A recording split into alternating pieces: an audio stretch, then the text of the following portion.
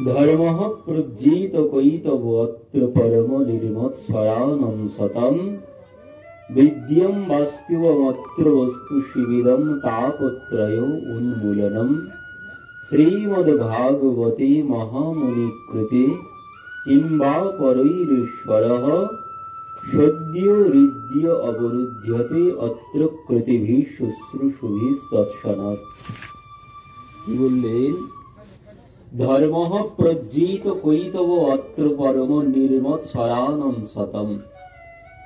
ধর্মঃ প্রজ্জিত কৈতব অত্র পরম। ভাগবত কি বলেছেন? এই ভাগবত আমাদের পরম ধর্মের কথা জানায়। আমরা গীতা শ্রবণ করেছি না? গীতা, মহাভারত আমাদের যে ধর্মগ্রন্থ, ভগবান অর্জুনকে যে উপদেশ করেছেন, তো সেই গীতা মহাভারত, সেখান থেকে আমরা কি পাই? সেখান থেকে আমরা ধর্ম পাই। গীতা মহাভারত থেকে আমরা ধর্মকে পাই। আমার ধর্ম কি? একজন সংসারী জীবের ধর্ম কি? একজন পিতার ধর্ম কি? একজন মাতার ধর্ম কি? একজন পুত্রের ধর্ম কি? একজন দেশ রাজ্য যিনি পালন করছেন, এই দেশ যিনি পালন করছেন, তার ধর্ম কি? সবকিছু কিন্তু গীতা মহাভারত থেকেই পাওয়া যায়। কিন্তু ভাগবত থেকে আমরা কি পাই?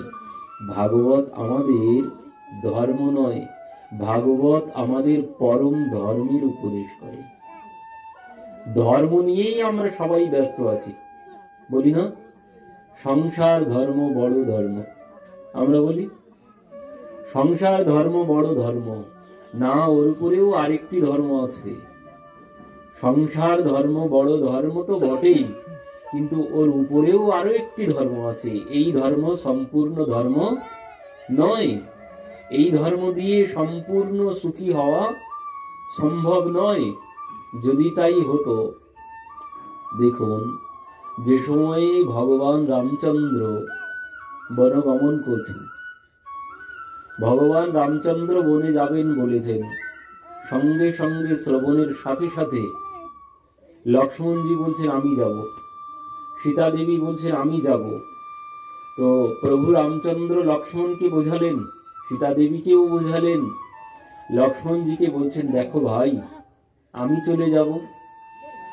চলে যাব, মাতা পিতাকে দেখার আর কেউ নেই। আর আমি চলে গেলে, থাকলেও ভরত শত্রুঘ্ন আছে, কিন্তু মাতা পিতা এত দুঃখী হবে, তারা পারবে না পিতা মাতাকে সান্ত্বনা দিতে। তুমি থেকে যাও, তুমি থেকে পিতা মাতাকে সান্ত্বনা প্রদান করবে, তোমাকে আমার সাথে যেতে হবে না। তো এটি কি ছিল? প্রভু নিজে বলছেন এটি তোমার ধর্ম, পিতা মাতাকে দেখাই তো তোমার ধর্ম। কিন্তু লক্ষ্মণজি বলছেন, না দাদা, আমি তোমার সাথেই যাব। তো আমি তোমার সাথেই যাব। তো এখানে কি হলো? লক্ষ্মণজি প্রভুর সাথে গেলেন, সীতা দেবীও গেলেন। সীতা দেবীরও ধর্ম ছিল কিন্তু শ্বশুর শাশুড়ি তাদের সেবা করা, এটি তাদের ধর্ম ছিল। কিন্তু সেই ধর্ম পরিত্যাগ করে তারা চলেছেন কোথায়? প্রভুর সাথে, মানে ভগবানের সাথে বনগমন করেছেন। তাহলে এটি কি হলো? এটি হলো পরম ধর্ম। পিতা মাতাকে দেখা এটি তো ধর্ম বটেই, এটি ধর্ম। সংসারে পিতা মাতাকে দেখা, এটি দেখতে হবে, এটি সবারই ধর্ম। পিতার যেমন ধর্ম, পুত্রের যেমন ধর্ম পিতা মাতাকে দেখা বৃদ্ধ বয়সে, ঠিক তেমন পিতারও ধর্ম ছোটবেলায় তার সন্তানকে লালন পালন করতে হবে, এটাও তার ধর্ম। তো ঠিক তেমন ভাবে এখানে প্রভু রামচন্দ্র স্বয়ং ধর্মের উপদেশ করলেন, বললেন দেখো ভাই, এটা তোমার ধর্ম, পিতা মাতাকে দেখতে হবে, আমি থাকবো না, কে দেখবে তাদের? তো তুমি থেকে যাও। কিন্তু লক্ষ্মণজি থাকলেন না। তো তিনি প্রভুর সঙ্গ নিলেন। তো তিনি এখানে কোন পথ নিলেন? তিনি এখানে ধর্ম ত্যাগ করে পরম ধর্মের পথ গ্রহণ করেছেন। এ ধর্মে সম্পূর্ণরূপে কল্যাণ হবে না, ধর্মে সম্পূর্ণরূপে কল্যাণ হবে না। সম্পূর্ণরূপে কল্যাণ কখন হবে? সম্পূর্ণরূপে কল্যাণ হবে যখন পরম ধর্ম গ্রহণ করব, আমি যখন পরম ধর্মের পথে চলব, তখনই আমার সম্পূর্ণরূপে কল্যাণ হওয়া সম্ভব। এই মনুষ্য শরীর পেয়েছি, তার যে কল্যাণ, এই মনুষ্য শরীরের সার্থকতা, এই মনুষ্য জনি লাভের সার্থকতা কখন হবে? এই মনুষ্য জনি লাভের সার্থকতা আমাদের তখনই হবে যখন আমি পরম ধর্ম পালন করব। ধর্ম তো পালন করতেই হবে, এটি প্রথম ধাপ। ধর্মের সাথে সাথে তোমাকে পরম ধর্মের পথে চলতে হবে।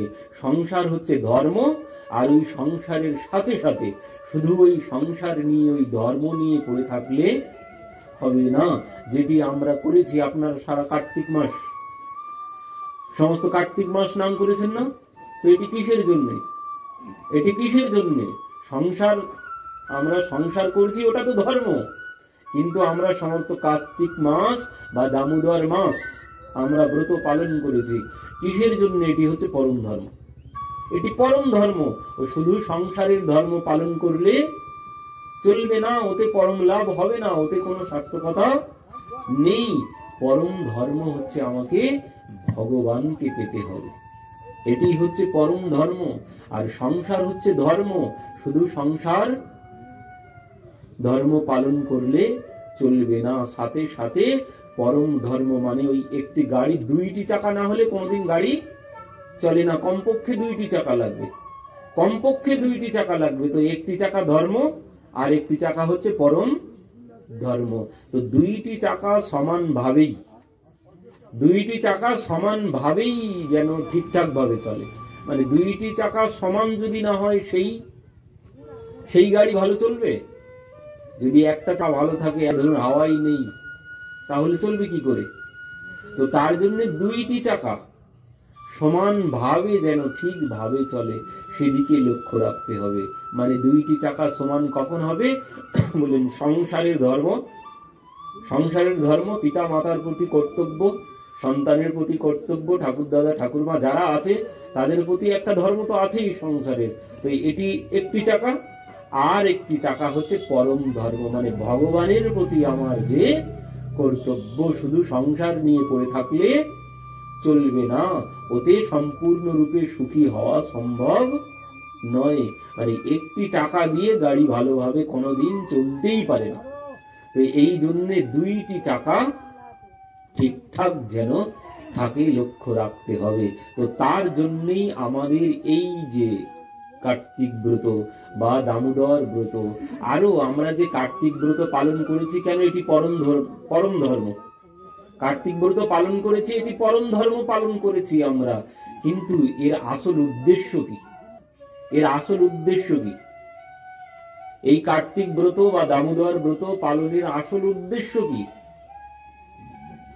এর আসল উদ্দেশ্য, যেমন আমরা 12 মাস সংসার ধর্ম পালন করেছিলাম, 1 মাস পরম ধর্ম করলে তাহলে কি চলবে? 1 মাস পরম ধর্ম করলাম আর 11 মাস ধর্ম করলাম, তাহলে কি চাকা সমান হলো নাকি? সমান হলো না। তো এই যে 1 মাস, এর কারণ কি? এর উদ্দেশ্য হচ্ছে একটি কাউকে ধরুন নেশা যদি ধরাতে হয়, কাউকে যদি নেশা ধরাতে হয়, তো প্রথম দিকে বন্ধু বান্ধব নেশা ধরিয়ে দেবে, ও পয়সাও খরচ করতে হবে না, এমনি এমনি তারাই খরচ করে তোমাকে নেশা ধরিয়ে দেবে। 2 দিন 4 দিন তুমি তাদের সঙ্গে যাও, তারা তোমাকে ফ্রিতেই নেশা ধরিয়ে দেবে, ফ্রিতেই নেশা ধরিয়ে দেবে। কিন্তু তারপরে কি হবে? তারপর কি হবে? 3 দিন 4 দিন পরে তখন আর কে দিল না দিল কোনো অপেক্ষা থাকবে? নিজে তখন ঠিক ব্যবস্থা করে নেব, কারণ নেশা আমাকে ধরে ফেলেছে। ও প্রথম 2-4 দিন একটুখানি ধরিয়ে দিতে হবে, ধরিয়ে দেওয়ার পরে সে নিজেই ব্যবস্থা করে ফেলবে। তো ঠিক তেমন এই যে কার্তিক ব্রত, এর আসল উদ্দেশ্য কি? এর আসল উদ্দেশ্য নেশা ধরানো। এই 1 মাস এই নেশা ধরানোর জন্য, যদি এর পরে আরো নেশা ধরে যায়, 1 মাস নয়, যদি পুরো 12 মাস এক সমান হয়ে যায়, যখন 12 মাস এক সমান হয়ে যাবে, আর থাকতে পারছি না, কার্তিক মাসে যেভাবে কেটেছে ওইভাবে যদি আরো 11টা মাস যদি ওইভাবে কাটে, যখন বুঝবেন যে ওই যেভাবে 1 মাস কাটিয়েছি আরো ওইভাবে যদি কাটাতে পারতাম, পুরো বছরটা যদি এইভাবে চলতো, এইভাবে চললে ভালো হতো, তখন বুঝবেন যে নেশা ধরেছে। তখন আস্তে আস্তে কি হবে, তখন ওই সর্বক্ষণ প্রতিদিন 365 দিন ভগবানের নাম করতে ইচ্ছে হবে। আর এটাই হচ্ছে উদ্দেশ্য, এই কার্তিক ব্রতের উদ্দেশ্য এটাই।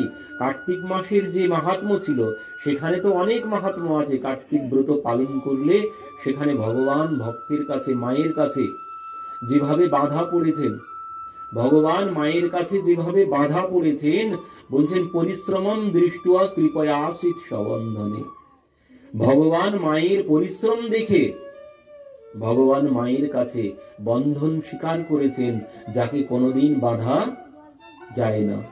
যে ভগবান, যার আদি অন্ত কোনো কিছু নেই, যন্মাদ্যস্য অতন্ময়াদিতরতশ্চার্থেষু বিজ্ঞসারাট ত্রেনে ব্রহ্মবিদা আদি কবয়ে মুহ্যন্তি অৎসুরয়ো তেজবারি মৃদম যথা বিনিময়ং যত্র সর্বম মৃষা দাম্না সেন সদা নিরস্তকুহকম সত্যম পরম ধীমহি। যে ভগবান, যিনি সত্য মানে যিনি পরম সত্য, সত্যম পরম ধীমহি মানে যিনি পরম সত্য, যার আদি অন্ত কোনো কিছু নেই, নান্তর বলছেন যার আদি জন্মাদ্যস্য অতন্ময়াদিতরতশ্ মানে যার আদি অন্ত কোনো কিছু নেই, তাই এই জন্য তাকে কি বলা হয়, আমরা কি বলি,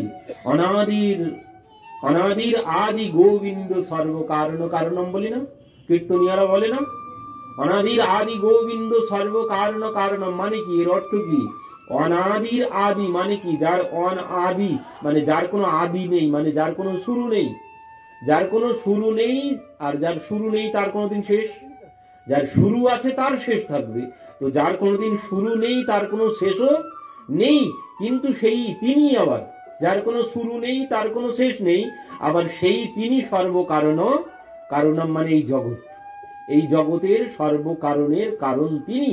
এই জগৎ যে চলছে, আজ যে আমি কর্ম করছি, আজ যে আমরা কথা শ্রবণ করছি, আজ যে আমি কথা বলছি, এই সব কিছুর কারণ কিন্তু তিনি।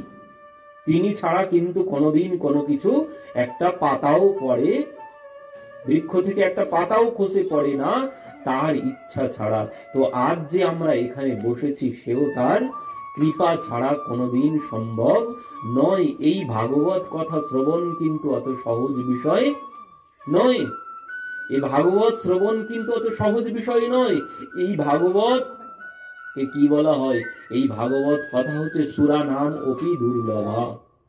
এই ভাগবত হচ্ছে দেবতাদেরও দুর্লভ, এই ভাগবত কথা দেবতাদেরও দুর্লভ।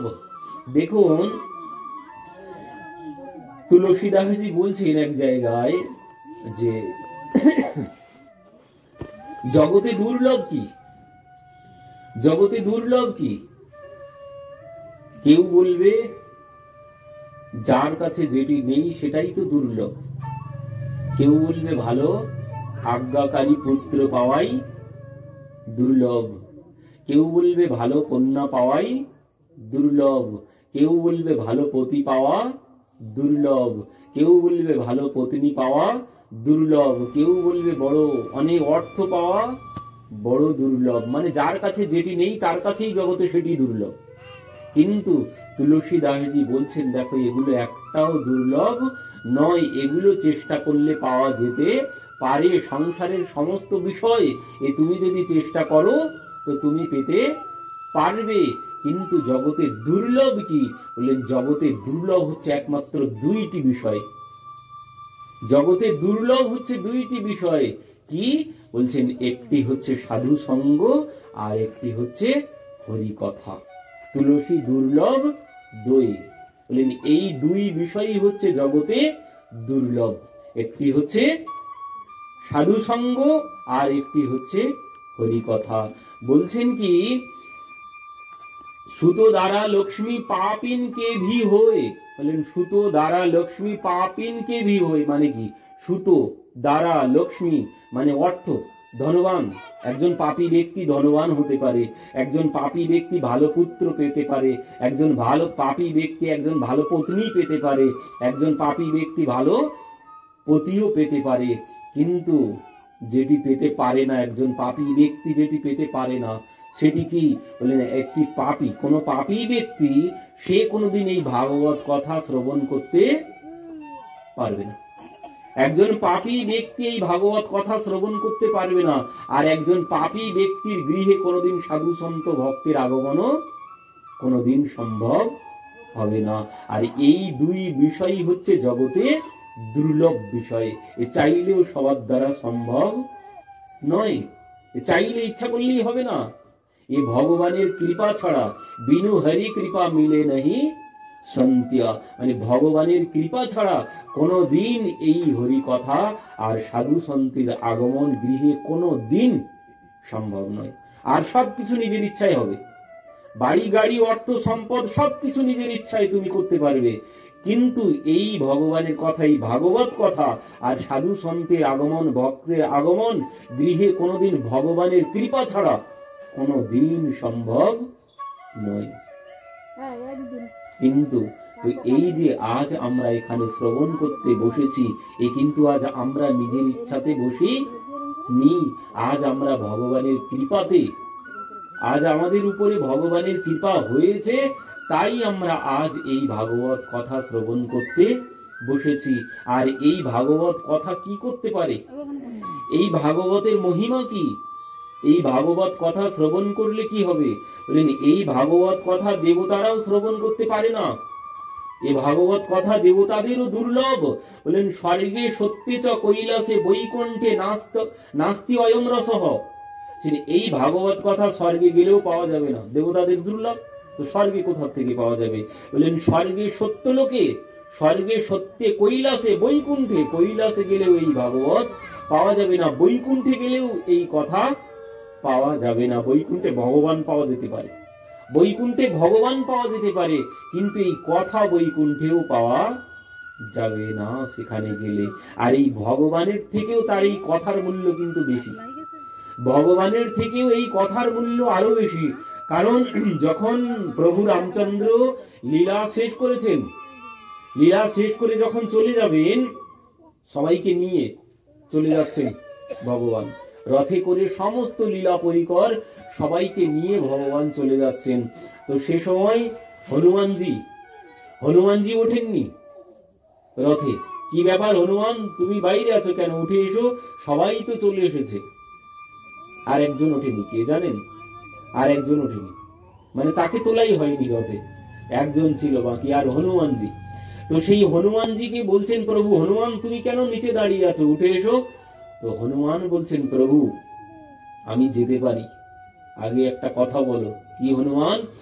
প্রভু আমি যদি তোমার সাথে যাই, আমি যদি তোমার সাথে যাই, সেখানে গেলে কি আমি কথা শ্রবণ করতে পারবো? তোমার লীলা কথা, আমি তোমার ধামে যদি যাই, সেখানে গেলে তোমার লীলা কথা শ্রবণ করতে পারবো? ভগবান বলছেন হনুমান লীলা কথা কি করবে, তুমি তো আমার সাথে থাকবে, আমার ধামে আমার সাথে থাকবে, কথা কি করবে? বলছেন প্রভু তাহলে আমি তোমার ধামে যাব না, আমি তোমার ধামে যাব না। কেন? বলছেন প্রভু তোমার কথার মধ্যে যে আনন্দ আছে, তোমার কথার মধ্যে, তোমার লীলার মধ্যে যে আনন্দ আছে, ও তোমার সাথে থেকে সেই আনন্দ নেই, এই জন্য আমি তোমার ধামে যাব না, তুমি চলে যাও।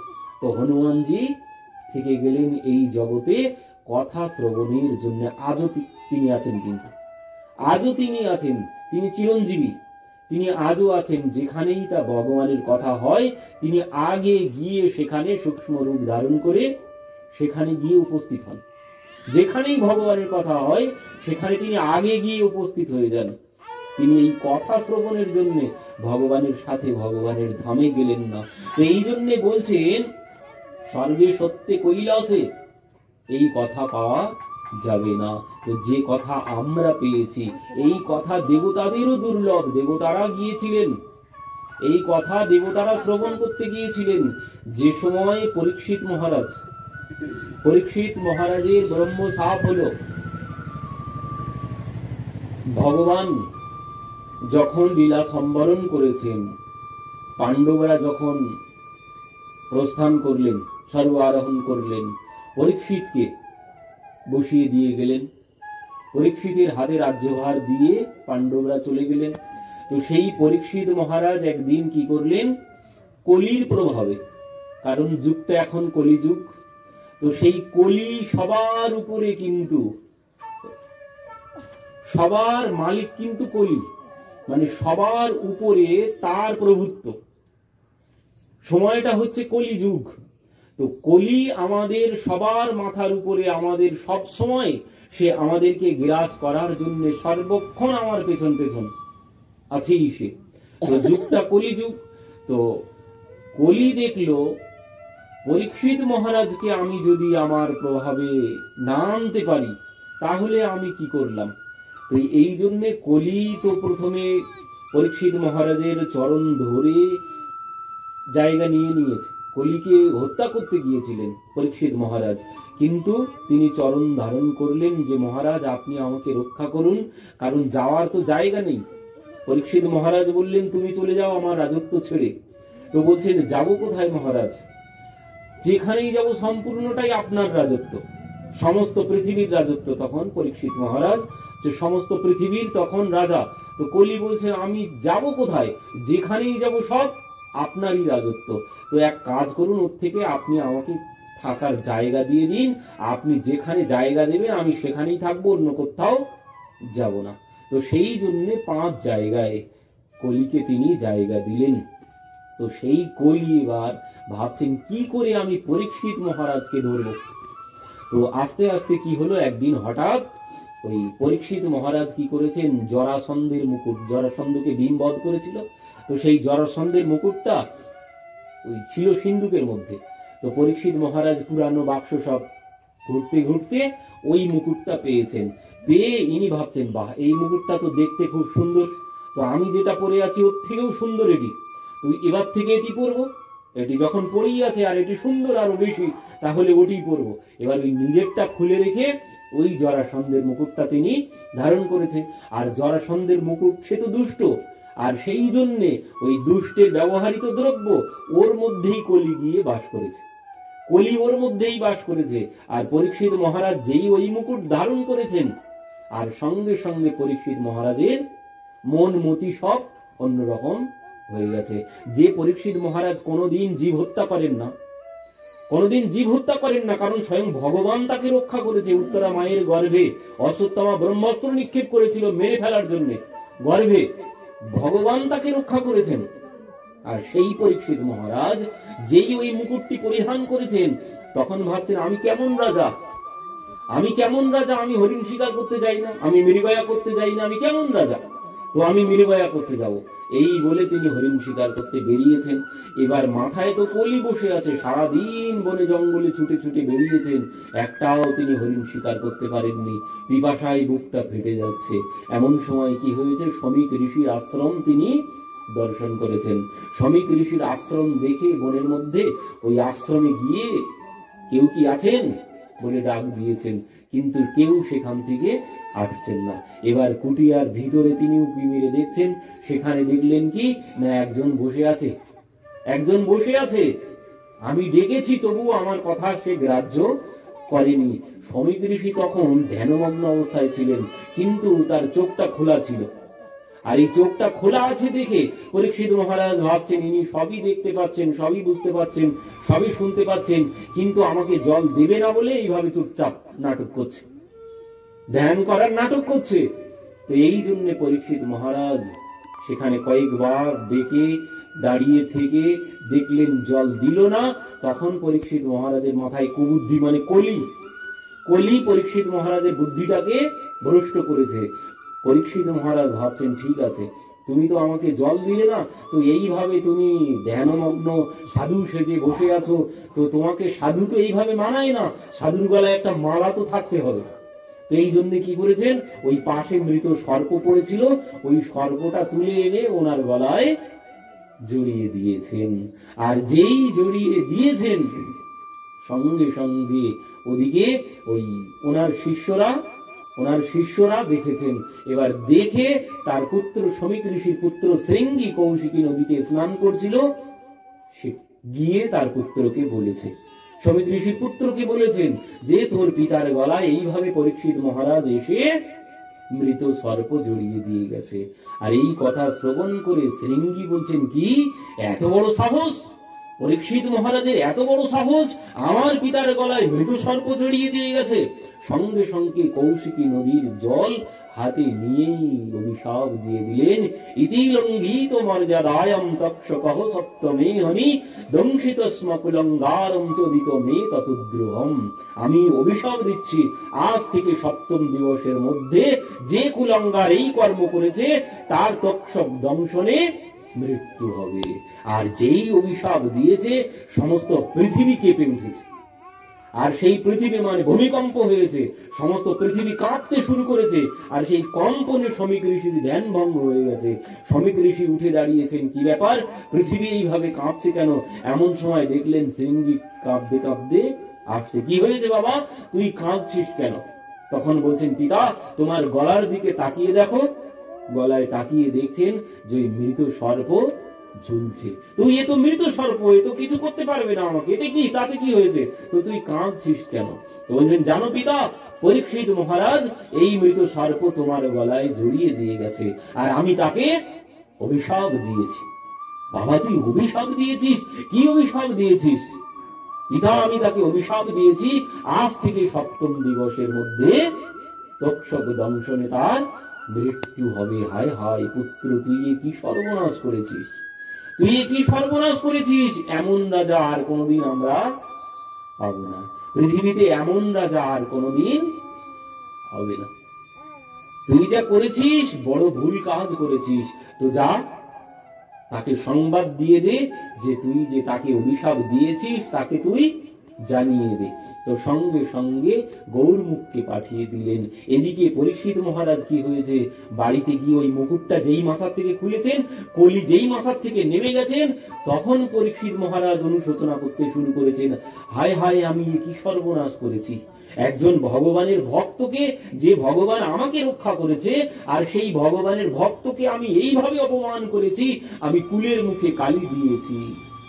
আমার মতো পাপী আর জগতে নেই, এক্ষুনি কেন আমার মাথায় বজ্রপাত হচ্ছে না?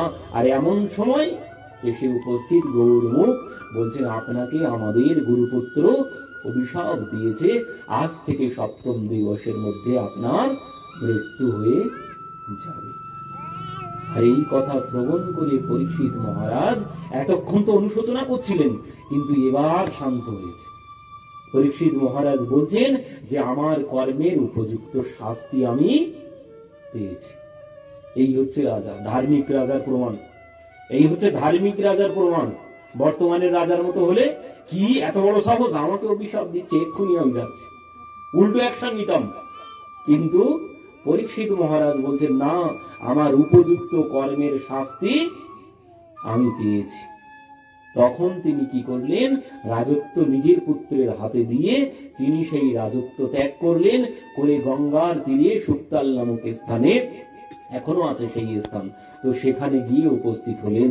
এবার কি হয়েছে, সমস্ত ঋষি মহর্ষিরা তাকে সেখানে দর্শন করতে আসছেন এই কথা শ্রবণ করে যে পরীক্ষিত মহারাজ আর মাত্র 7 দিন বাঁচবে।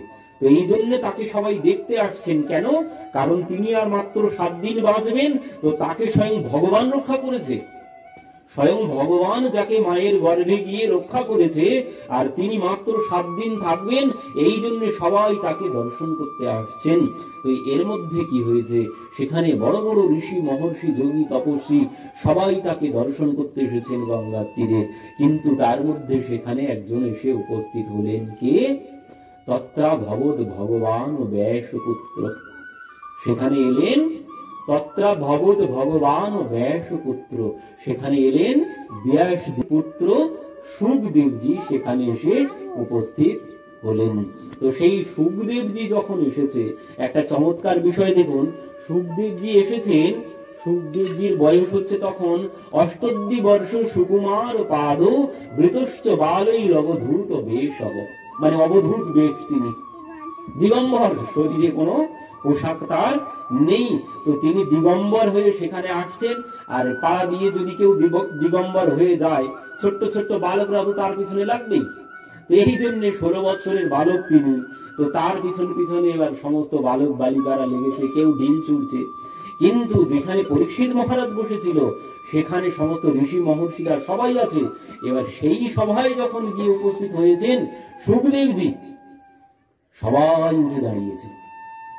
সুখদেবজিকে দর্শন করে সবাই উঠে দাঁড়িয়েছেন। সেখানে হাজার হাজার বয়সী ঋষি মহর্ষি, সেখানে হাজার হাজার বয়সী ঋষি মহর্ষি, কারো বয়স 2000 বছর, কারো বয়স 5000 বছর, হাজার হাজার বছর বয়সী ঋষি মহর্ষিগণ সেখানে আছে। কিন্তু সুখদেবজির বয়স মাত্র 16 বছর। কিন্তু কি হয়েছে, নিজের পিতা ব্যাসদেবজিও সেখানে আছে, সবাই এনাকে প্রণাম করছে। 16 বছরের বালক গিয়েছে, যারা হাজার হাজার বছর বয়সী ব্যক্তি তারা সবাই এনাকে প্রণাম করছে।